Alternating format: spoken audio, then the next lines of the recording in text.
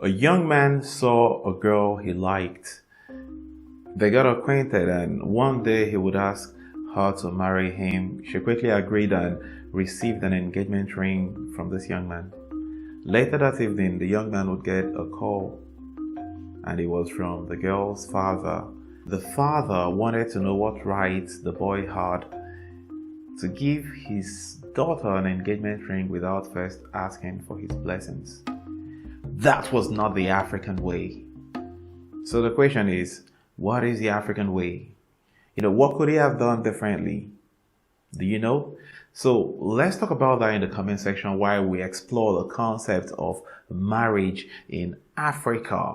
So what did marriage mean to the typical African? Why did we get married? Concepts of divorce, sanctity of marriage, polygamy, patriarchy, and finally we'll also look at same-sex marriages in Africa.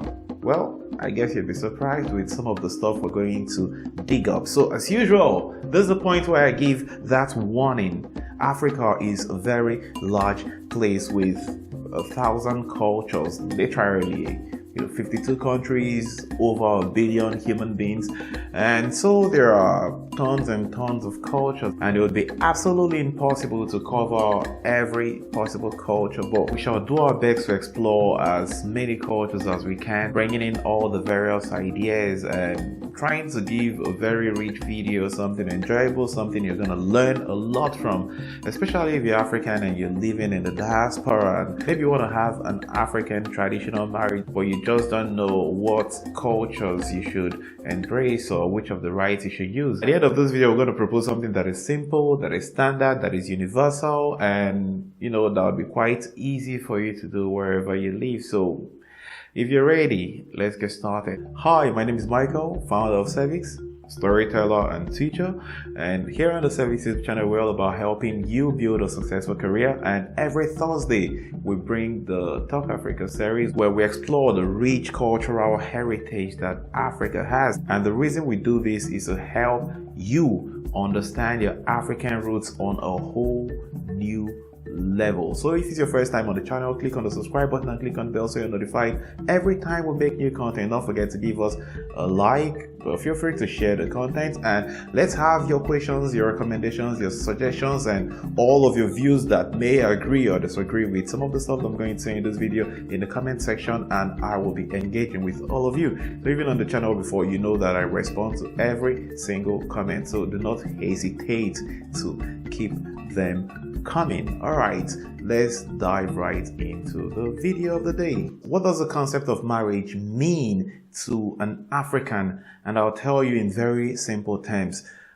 Everywhere in Africa, marriage is always a rite of passage through which people stop being children and are considered grown-ups or adults and full members of the community. What this means in a lot of African cultures is if a boy who is 14 gets married today, is considered a full man and is accorded all the rights that men have. If a girl who is, I don't know, maybe 16, 15, 9 gets married, she is accorded the full rights of being a woman. And that is why some of these controversial arguments you have about child rights fail all the time. Because some of these customary laws that allow grown-ups to marry children specify that whoever is married is an adult. So once they've done the rights, the person is considered in the eyes of that law as a full-grown adult, and that is quite problematic. So early marriages are a problem we have across Africa, and a situation that is likely to improve over time because more persons are getting enrolled in schools, and the more girls you have in school, the less the chances that they would want to get married early enough. But besides the understanding that people who get married become full members of the community, it also implies that when a person is married, they can assume certain honors. There are certain titles that they can take. For example, in the Igbo culture, a person who died without marriage is not accorded a befitting burial nor a funeral. Similarly, same Igbo culture, without marriage, there are titles a man or a woman cannot take. because they are not considered grown-ups. And so in such cultures, even if a lady was 80 but was still single, she should be considered a girl.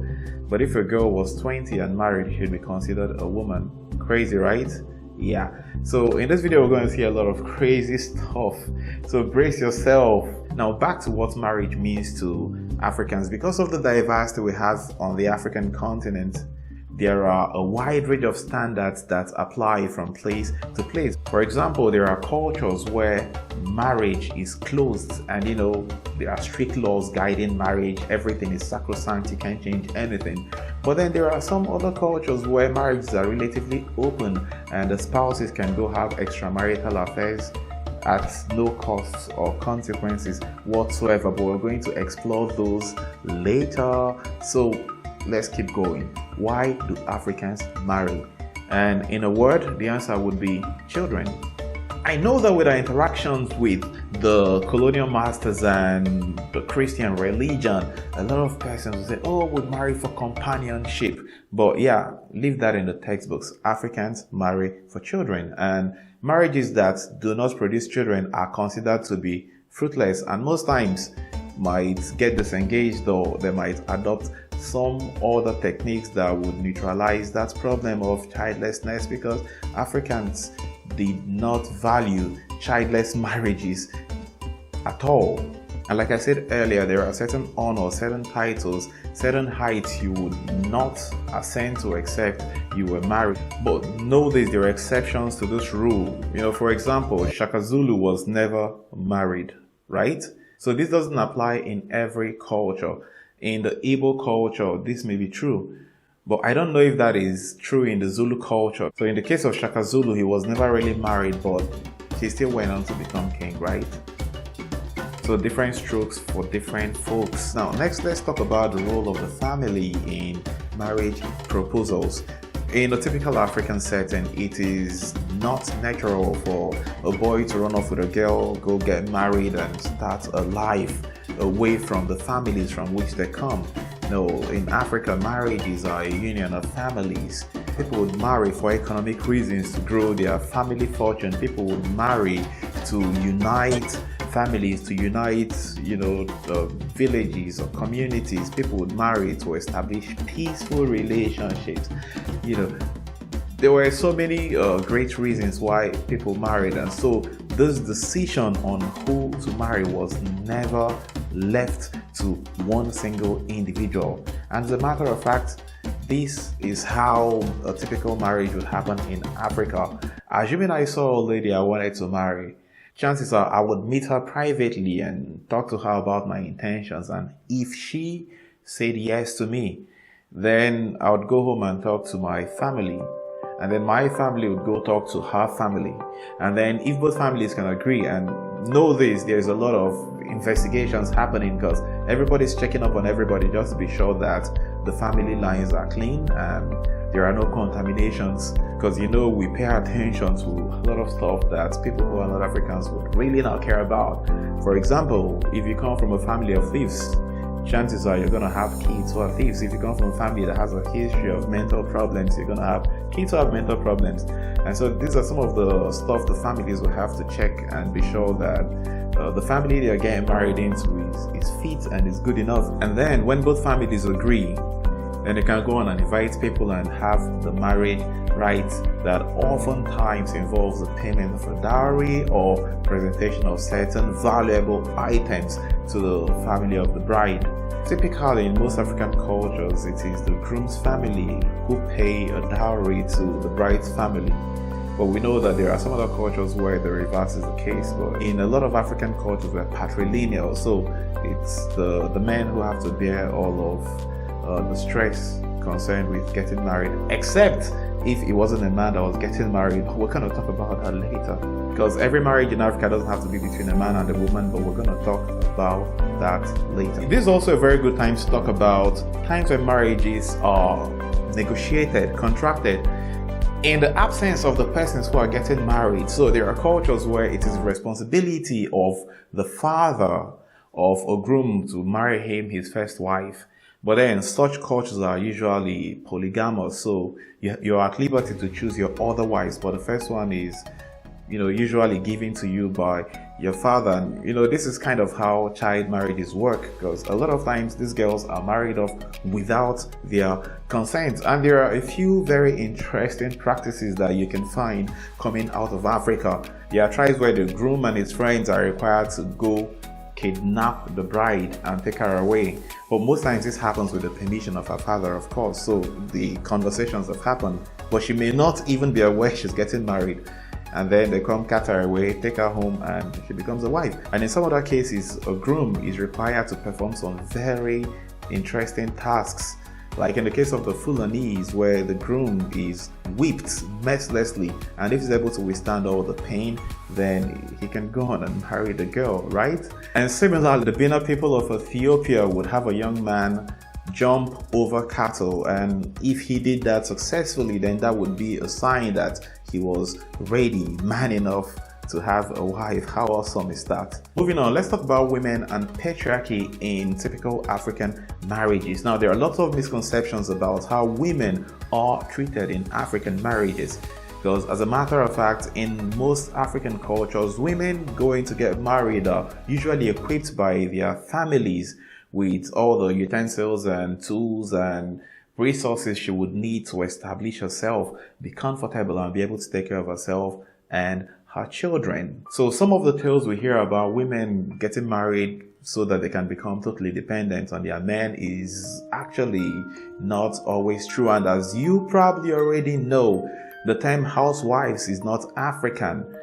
There are a lot of African languages that don't have the term housewife, because that's something we learned from the colonial masters in most cultures. So we have women who farm, who hunt, who fish, like the Ijaw women, the Birom women who build, and also the warrior women of Dahomey, whom you'll recognize from the movie Black Panther, because for 200 years these women were the terror of West Africa, and they were not beaten or defeated until the French army fought them for a very long time and would eventually defeat them, destroy the Dahomey Empire, and would colonize what we know today as Benin Republic. And don't forget the women of Aba who fought off the colonial masters and got them to listen and to cut down on taxation on the people of Aba. The men did not do this fight, it was the women who did this fight and won the victory. So as we have come to learn, research is coming out of Sierra Leone, out of Kenya, out of Nigeria have shown that a lot of these gender-based legislations that decided what should be considered a male or female were introduced by the colonial masters, but were not cultural African beliefs. As a matter of fact, in many African cultures, women could join the army, they could fight, they could farm, they could provide for themselves and their families. Our women were always strong and powerful and respected. And in some cultures, women could take titles. And this isn't from just a few cultures. We've seen that all the way from Mauritius to Nigeria. We've seen great women queens who have led their people in very difficult times.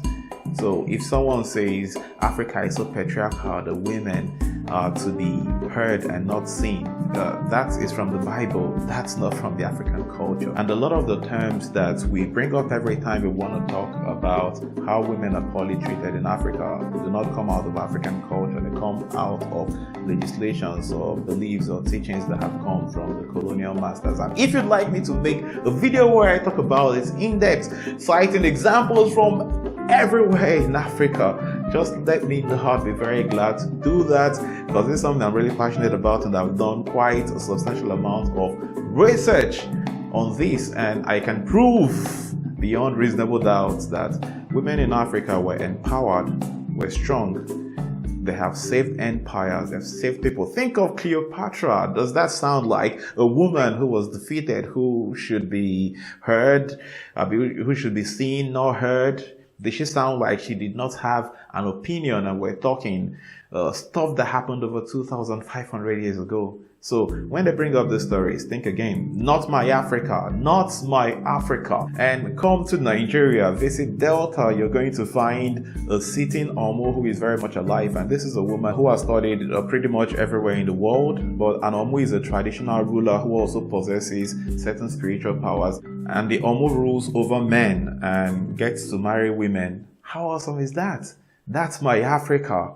You know, what we have women leaders who are strong, who are powerful, and who are respected.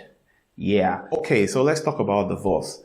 Well, before our people started believing that marriage was sacrosanct and should never be dissolved, and even if you left your partner, you were a sinner and a stigma was put on you and all this and all that, divorce was like a very simple, common part of life.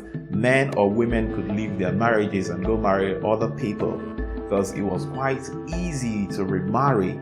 People did not have to stay in marriages where they were not fulfilled, where they were not happy or satisfied. They were allowed to, just walk away. And here's a classical example. The Wudabe people.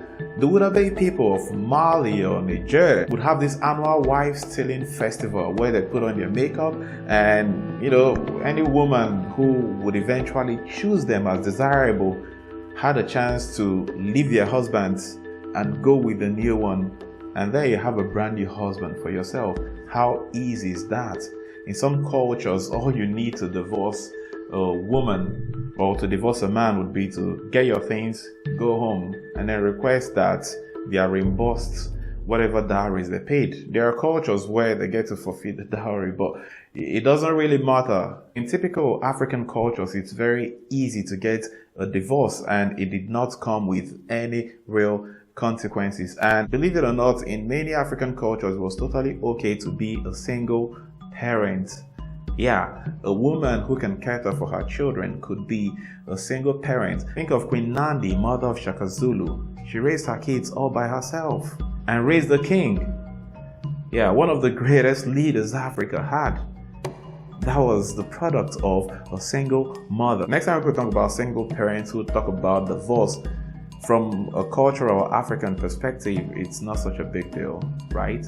Even though we'd want to stay married for as long as possible, but if it's not working, it's not working, right? Yeah. If it's working, great. But if it's not working, walk away. All right, moving on. Let's talk about the sanctity of marriage. In many African cultures, marriages were considered, sacrosanct. Everything had to be tight and closed.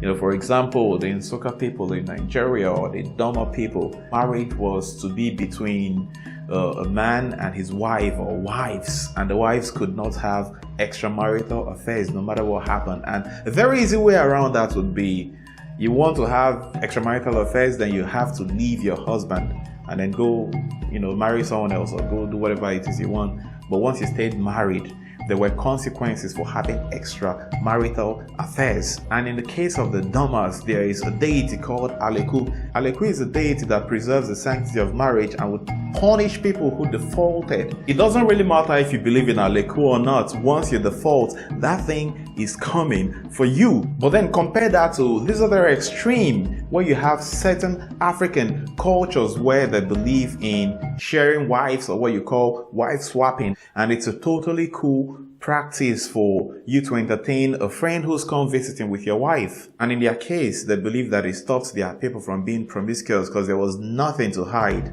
Everybody could have sex with everybody. And you can find this among the Ovahimba tribe of northern Namibia, right? Yeah, so that's a practice that exists.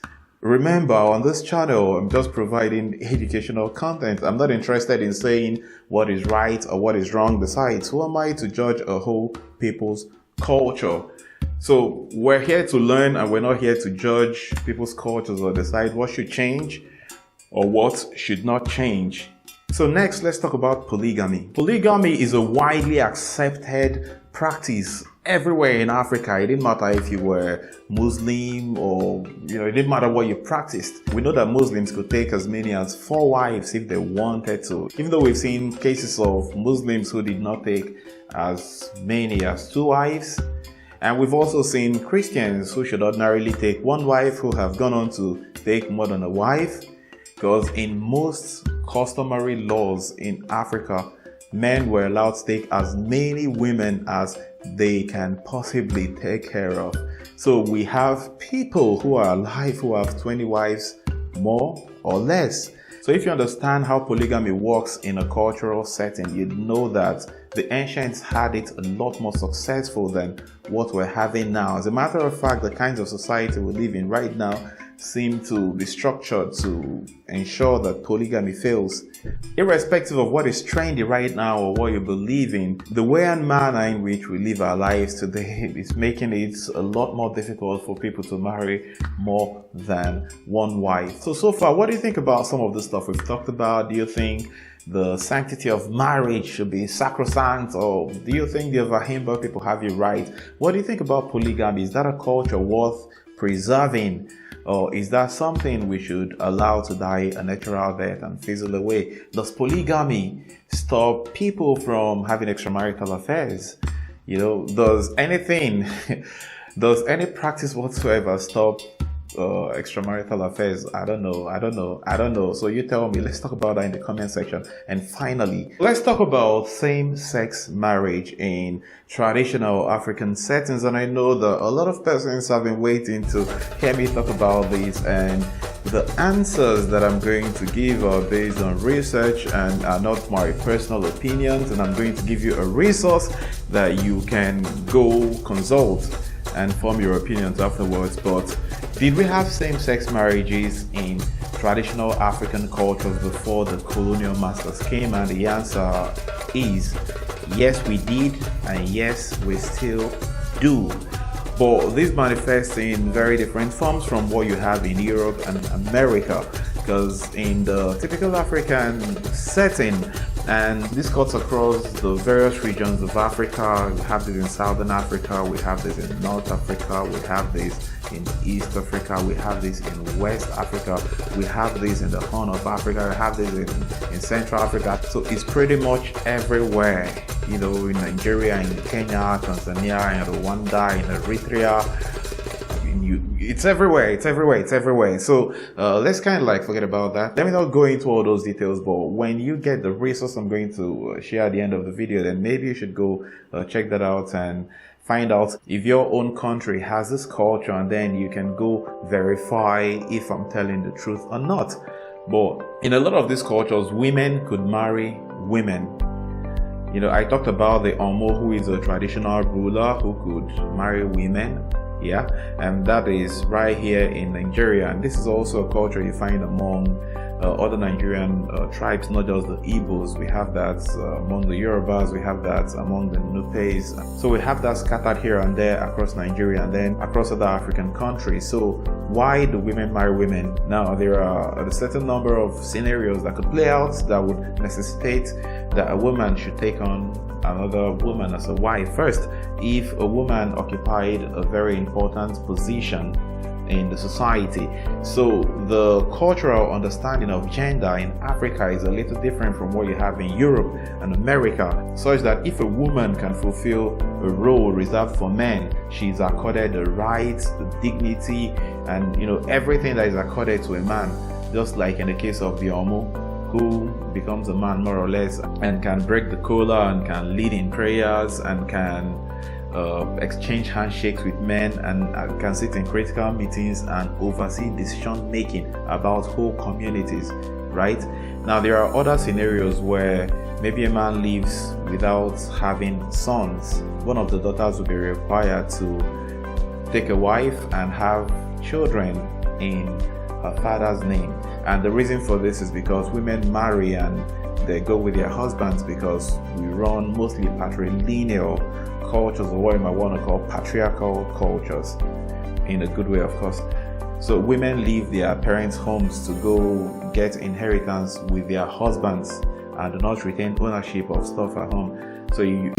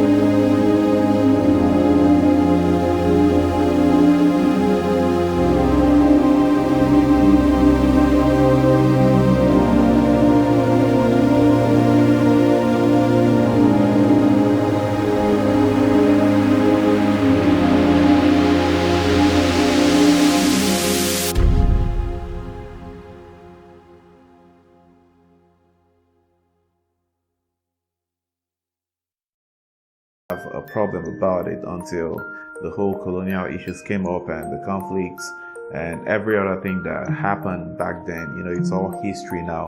So there have also been reports of men who had boys that were their companions, and they would groom and mentor these boys and also have sexual relations with them. But once a boy became a man, such relationships would come to an end. But these kinds of relationships are not as common anymore as what you have with the women who can openly marry women, and people would love and respect them for that. So if you want extra information on this, you can find them on the book Boy, Wives, Women, Husbands.